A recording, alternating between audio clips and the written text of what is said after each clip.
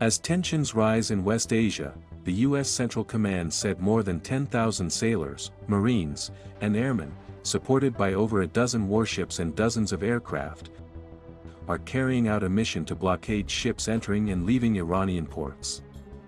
The statement came after the United States began a naval blockade against Iran following the expiry of a deadline set by U.S. President Donald Trump. In a post on X on Tuesday, U.S. Central Command stated that during the first 24 hours of the blockade, no ships were able to pass. It further noted that the blockade is being enforced against vessels of all nations which are departing or entering Iranian ports and coastal areas. So far, 6 merchant vessels complied with direction from U.S. forces to turn around to re-enter an Iranian port on the Gulf of Oman, the U.S. military's Central Command said in a statement, Reuters reported. In a note sent to seafarers about the blockade on Monday, the U.S. military said, any vessel entering or departing the blockaded area without authorization is subject to interception, diversion, and capture.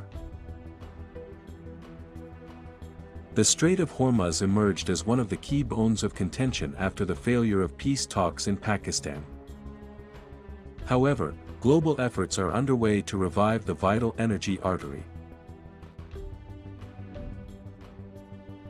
In light of the developments, France and the United Kingdom are set to host a joint conference aimed at bringing together over 40 countries to ensure freedom of navigation in the Strait of Hormuz.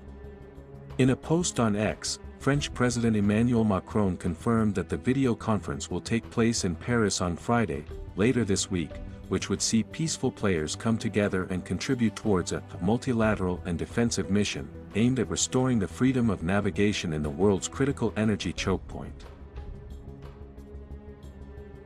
Meanwhile, Prime Minister Narendra Modi on Tuesday received a call from U.S. President Trump during which the two leaders discussed the security situation in West Asia and stressed the importance of keeping the Strait of Hormuz open and secure. Nearly 1/5 of the global oil passed through the Strait of Hormuz before the conflict in West Asia began. It has now emerged as a key flashpoint as prices inflate across the world.